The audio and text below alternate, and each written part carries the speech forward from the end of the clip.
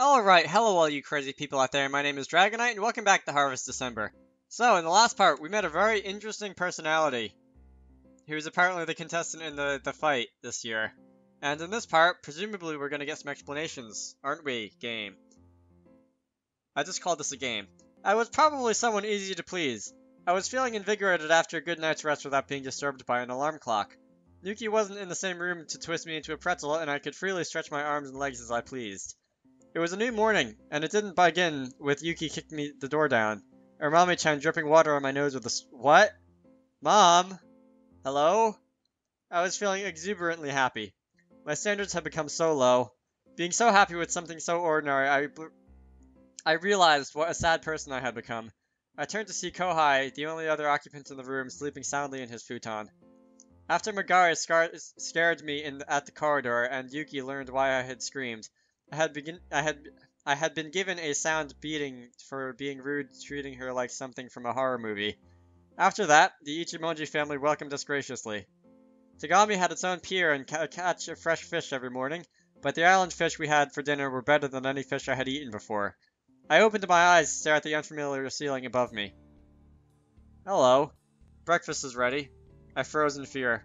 Magari's long hair dripped down onto my face, tickling my cheek. Everyone's waiting. She was wearing an apron and had a shaomanji in her hand. Spatula? Basically a spatula for rice. The perfect example of someone that had just cooked breakfast in the morning. However, it's tasty. Again, all I could see were her red lips and teeth. No! I was fully awake now. Well, I personally would rather have an alarm clock. You want some soy sauce? No thanks. The cuts I have in my mouth will sting. Okay, Mami-chan, I'll take that. I'm gonna paint my fried egg black with it. Why do you abuse soy sauce in that manner? We're having a quiet breakfast, everybody ignoring my injuries. Mom was ignoring her health, pouring soy sauce on her egg like there was no tomorrow. Why are you glaring at me like that? Yuki asked as she looked up at me. I didn't do anything wrong. You deserved it. If I had come a second later, you would have done something lewd to Megara. You're that sort of person. I don't know about anybody else, but I get the feeling that Yuki is deciding that he's that kind of person, instead of Masaki actually being that kind of person. You know? I realize I'm rather late in realizing this, as we're in August right now out of December, but still. I don't want to acknowledge it, but I thought you believed me worthy of being your husband. That's why I punished you. This miso soup is really good. Anyway, please don't change the topic by the minute. You complain too much lately. Anyway, I only punished you in the beginning. The rest was not my job. I know, but... Repent! I turned my head to glare at Naomi, who was mixing her natto at amazing speed. Some kind of food, right? Come on, game. Fermented beans, sticky and smelly but nutritious. Yuki was right. Most of my injuries have been inflicted by Naomi. Justice. I may have deserved punishment to a certain extent, but don't you think you went a bit too far? I said as I pointed at my face. Pervert. I was only stretching my arms and legs. You hurt Magari. That was Naomi's first full sentence today. You're so mean. I only went to wake you up. How could you scream at the sight of a girl? So insensitive. Be sorry that you were ever born into this world. Simply hopeless. I didn't have anybody on my side. Do you ever have anybody on your side? I wanted to retort, well then, why don't you experience it for once? But I knew it would only make things worse, so I bit my tongue and kept my silence. It's always like this, I muttered bitterly. Curse them all. Unfathomable, Naomi said to me. Pretty. That was true. If she hadn't appeared like a horror movie ghost, I haven't suffered the initial shock of that, I could have appreciated her beauty. Even without Naomi's biased eye, Megara was a natural beauty. Contrary to Naomi, who had a solid presence, Megara seemed almost translucent. There was a fragile quality to her, extending even to each movement she made. She wasn't glum, but thin, like a veil. The beauty she had was minimalistic, for the lack of a better word. The more she vanished, the more apparent it became. Please don't stare at me like that. She had a shy, raspy voice. Megara had a small voice, and Naomi spoke as little as possible. The Ichimonji sisters were clearly uncomfortable with communication. Ever thought of cutting your hair? Do you prefer girls with shorter hair? I just thought it might brighten you up your look a bit. You prefer shorter hair. On you, yes. Oh. Surprised. Naomi put down her chopsticks and faced my way. Ravished? No, I swear. Doubt. Why do you judge me like that? I sighed. You. If I leave you for a second, then this is what happens. Yuki throttled me at once. I like how the music just stops and restarts. Although I think there's like a different instrument playing in the background, so it's not completely the same music. Anyway, finally we were having our breakfast in peace. I see, very good. Hey, what are they talking about? How would I know? You're the husband, show some understanding. I could think of at least 20 reasons to contradict her. Yum, it's been a while since I've had something other than raccoon or boar meat. When did you have that? I smoked my own on the mountain. I'm glad that the food suited your tastes. Next time you could improve on the menu by including loads of ice cream. I could order some for you. Please ignore the god of extortion. Mizuho, why do you keep crushing my dreams? You're being a nuisance now, behave. Ow! Don't pull on my ears. What are you doing today? Kohai asked as he put the rice bowl down. And when do I get my powers back? Shiro asked as she rubbed her ears. She was eager for the ritual. Preparations. We had a phone call from the Rushikis. They said it would take till midday to finish the preparations. Dad? I'm going to visit Moto. We have a lot to talk about. Can I go too? Sure. Tomomi-kun said she'd like to see you too. Like father, like son, eager to have those headache-inducing discussions. What's everyone else going to do? I'll stay here. Even Yuki looked disgusted. But it's fun. I was a bit hurt. Tomomi-kun said she would come pick us up later. Well then, why don't we go sightsee a bit? Anyone for that? Everyone other than Dad and I put up their hands. Much better than listening to some moldy topic, Al directed at me. I will take you to a few of my favorite places. Sane? They aren't haunted places, are they? Why does everybody always ask me that? Everybody held their tongue. I mean, to be fair, I was wondering that too. Analyzing authority, how long have I been recording this video for? 7 minutes, I'm gonna keep going. Dad, Shiro, and I went to visit the Fukuyamas to learn more about the ritual. I know it isn't a grand place, but it's still considered a research facility for the university. We have to work within the budget. That's how it goes. Moyo Fukuyama sighed. His research laboratory was a simple shack not far from his home. The good thing was that it was spacious. The only hard part was bargaining for better prices for books and research material. Our budget isn't getting any bigger because you haven't finished writing your thesis, Dad, Tomomi said as she entered the room with a tray of barley tea. The cold glasses looked inviting. She had brought them from the main house. But I can't submit something that I'm not happy with. We need the money, Tomomi declared. This was something I was familiar with. I thought instead of fighting for gender equality and feminism, the people of the modern day should start fighting for men's rights. I think it's impressive. I took a mouthful of tea and looked through a folder from the library. The documents in the binder were all handwritten, and each piece was packed with detail. If we keep on stalling into the summit, by the time we get back next year the university will liquidate our margin. But money, power, authority. Get back next year. Are you leaving the island? I spoke up, diverting the topic because I felt bad for Moto. Oh, I'm thinking of leaving to study under Professor Konno. Me too. I knew it. Tomomi laughed. She seemed pleased to have found a comrade. Moto quickly, I hit the A button. Moto quietly gave me a bow behind her back. You and Takaki have similar interest. You're studying the boundary too.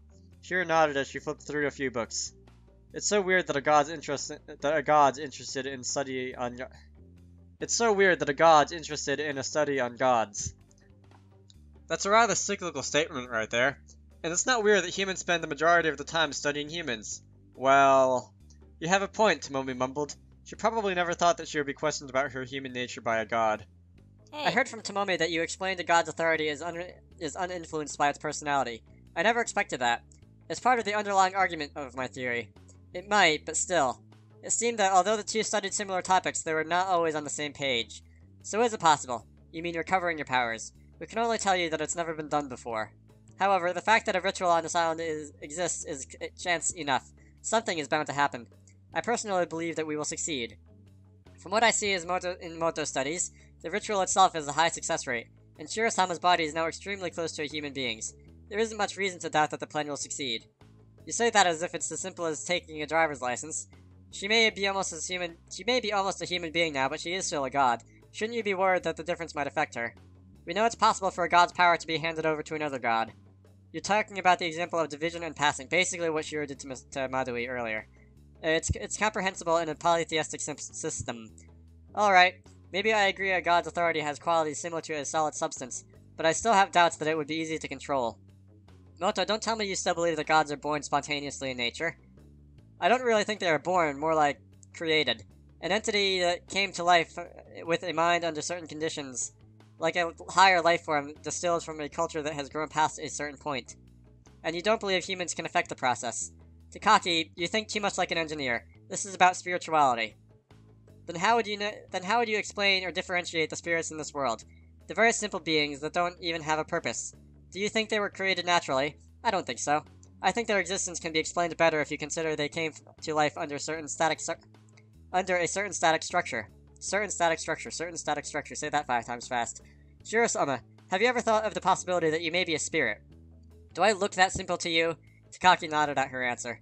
I agree a god is born out of culture, from a belief of a mass society that later gained the power and was declared a god.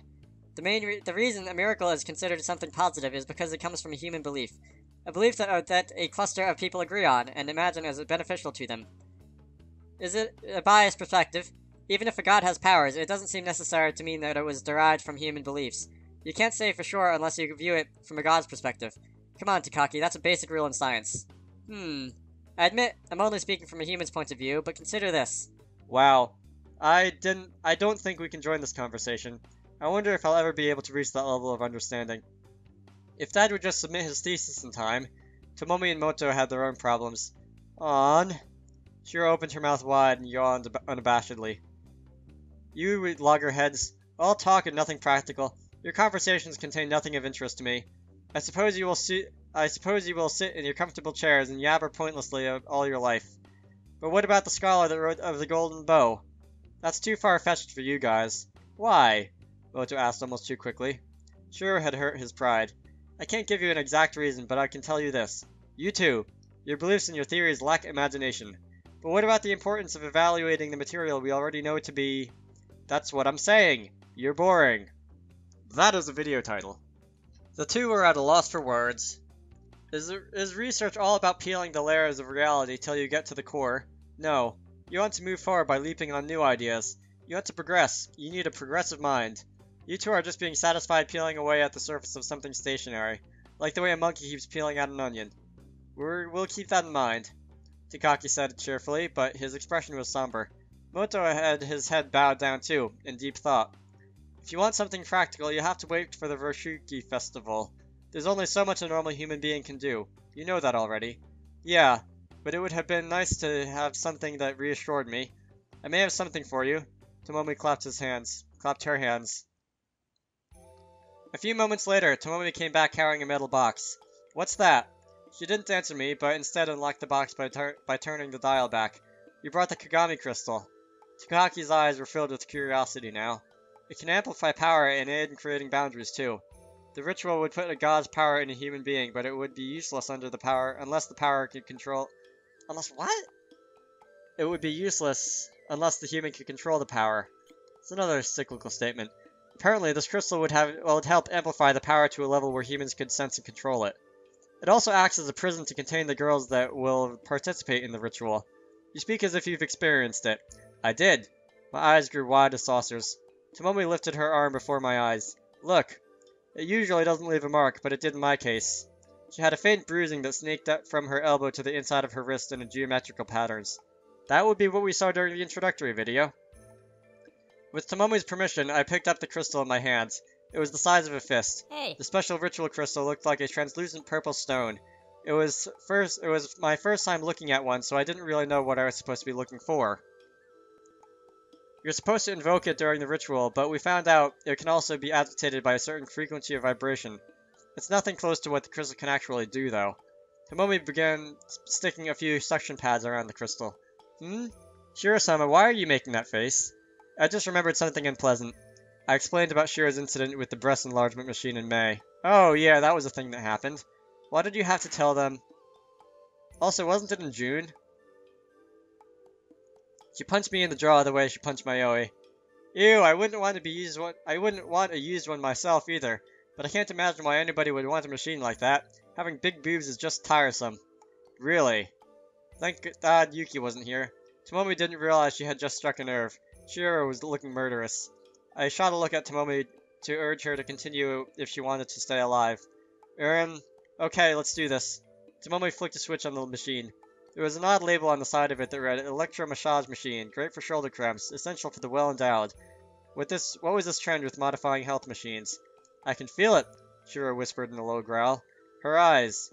Shiro's eyes turned gold. She lifted her arm before us. Come. Starting from the back of her hand running up her shoulder, thick veins bulged and protruded out of her skin. That was not a mental image I really needed. They expanded to the thickness of a finger, covering her arms completely with cords of black bark. Black what? Of blue-black. That makes sense. Oh, my, Tomomi breathed. Takaki and Moto stared avidly, unable to contain their excitement. Pop, pop, pop. The expanding of veins stopped, and instead, tiny pin-sized holes began to appear on the surface of her skin. From there, thousands of glossy silver hairs began to grow. Stop. The popping sounds stopped. I'm certain this plan will work now. Her arm was completely covered in thick wolf fur. Return.